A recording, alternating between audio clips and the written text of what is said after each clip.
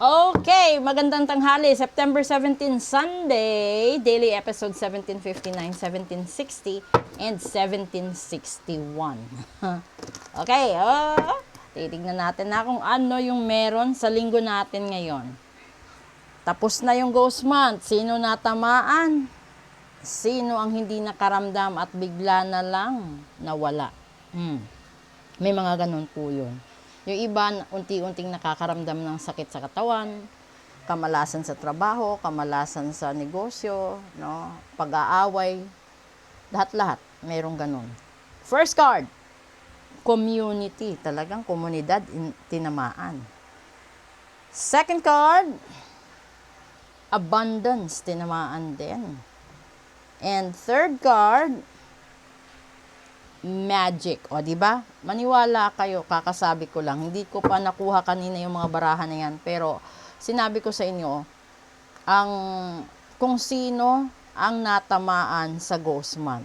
Una, posible na ito ay isang buong pamilya, isang buong komunidad o grupo o mga tao, no, na magkakasama. At tinamaan sila ng ghost month. At yung ginawa is, hinarangan lahat ng abundance sa buhay. Mapera, no? Pag-ibig, kalusugan, negosyo, pag-aaral, at kahit yung relationship, no? Ito yung hinarang. Andi dito yung punto na binigyan kayo ng bagyo ng problema, bagyo ng galit, bagyo ng kung ano-ano. No, nakabaliktaran. Imbes na inaasahan ninyo na gaganda na ang buhay nyo, imbes inaasahan ninyo na gagaling na kayo sa sakit, na magiging maganda na yung negosyo nyo, magkakaayos kayo ng mga taong kagalit mo, yung karelasyon mo, magkakabalikan kayo. Kabaliktaran yung nangyayari. Dahil dito sa magic. Ito yung magic na baraha. Ito yung pagbibigay sana ng transformation. Kaso, kapag pinakialaman kasi ng tao, lalo na ginamit nila yung lakas ng ghost month, itong magic na ito, hindi naman nawawala, pero nahaharangan. Depende sa kung gaano kalaki at kabigat yung galit ng tao sa'yo, gaano kalaki ang kasalanan mo sa kanila, or gaano din kalupit ang hagupit nila sa'yo dahil sa mga pinagagawa mo or sa mga pinagsasabi mo noon. Kasi, yung mga taong yan, no, ito mismo sa komunidad, isa dito yung nakakasakit ng damdamin, yung pagbubuli, no. Alam nyo na nga na ganyan, tapos binubuli nyo pa. Tapos yung mga tao din sa komunidad na wala naman kayong pakialam kung magkaroon ng sanga-sangang relasyon yung isang tao, pero bakit nyo itinichismis, di ba? Wala naman, hindi naman din kayo pinapakialaman sa buhay. Yung iba naman, kapag may nakitang naghihirap, iniiwasan. Kapag may nakikitang umaangat, yung iba naiinggit, yung iba naman, parang pakiramdam nila lumalayo sa kanila o nilalayuan sila dahil sa kung ano-ano mga dahilan. Marami eh. Ito kasing napagitnaan, yung abundance natin. Ito yung pamamaraan kung saan nasa bahagi tayo ng journey natin na nagsusumikap tayo, kumakayod tayo doble, triple, nagtitipid tayo, inuuna natin pamilya natin, no? Yung mga anak natin, pag-aaral nila, ano pa ba? Kung ano-ano, kasi kalimitan sa Pinoy, kung hindi mga anak, mga magulang, sunod mga kapatid. Yun yung laging sistema ng pag-iisip ng Pinoy. Tapos, yung pinakahuli nilang pagbibigyan is sarili nila. Doon, at ito dito pumapasok yun. Sa pagdating ng panahon na gusto na nilang i-enjoy ang sarili nila, gusto na nilang i-enjoy ang income nila kasi na okay na sana, 'di ba? Na ano na nila, na comply na nila lahat-lahat. Tinamaan sila ng barang, kulam, sumpa, gayuma. Tsaka kaya hindi nila ito nalalasap, hindi nila ito na tawag nito, nararanasan.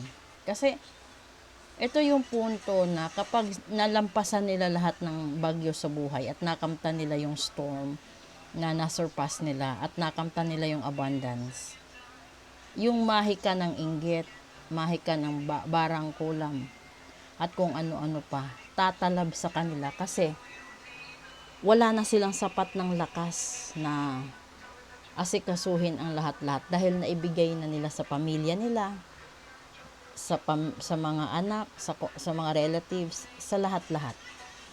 Ikaw ba naman buong buhay mo, no, i-dedicate mo sa pamilya mo?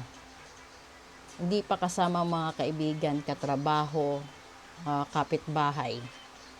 Kung dito ka nakatuon, nas lahat sila gusto mong pagbigyan, lahat ng blessings na natatanggap mo, ibibigay mo dito. Pagdating sa mga taong naiinggit sa'yo, at gusto kang patayin, kulamin, barangin, wala ka ng sapat na lakas dahil ubos ka na, upos ka na.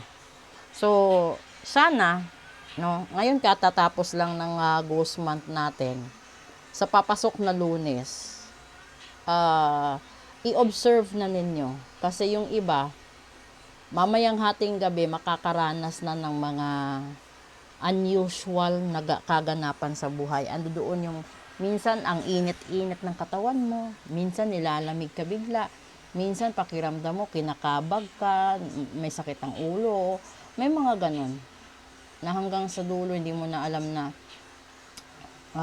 yun na pala ang epekto ng ghost month sa'yo. Tapos yung iba, mararamdaman mo yung negosyo mo, hihina ang income, yung pag-aaral mo parang hindi ka makafocus, doon naman sa trabaho mo parang ang daming tao nakikialam sa buhay mo, at kahit saan ka mapunta, ang daming kamalasan na nangyayari. Yung iba worse talaga, na aksidente, yung iba kahit ano nangyayari, depende kasi yun. Kaya sinasabi ko sa inyong lahat, yung prediction ko bago ang ghost month, sa mga pinagsabihan ko, nagkatotoo, no? Sa mga hindi nagbigay ng feedback, malamang nagkakatotoo. Kaso hindi lang talaga nila matanggap kasi binigyan ko sila ng warning bago pa pumasok yung ghost month na gawin mo ito para maproteksyonan mo sarili mo, pamilya mo, trabaho mo, relasyon mo, negosyo mo, at pati yung mga tao sa paligid. Kasi yun yung mga nakakasira sa focus mo eh. Ito yung mga tao na dadaan lang sa buhay mo pero sisirain ka ng matindi.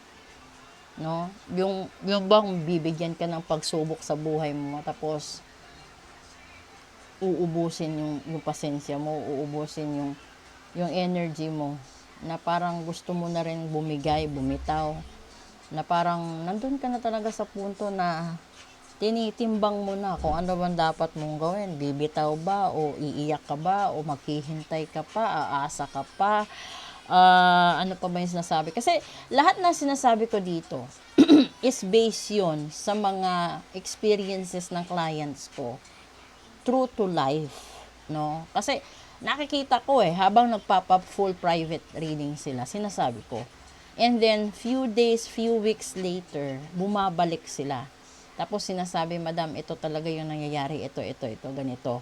So ngayon, yung kapag yan natupad at na ano nila, doon na sila nagkakaroon ng pag-asa na gagawin nila yung reading, minsan weekly, minsan monthly, minsan every 15 days, nagpapa-private reading sila para malaman nila kung ano yung maganda at hindi magandang mangyayari sa buhay nila.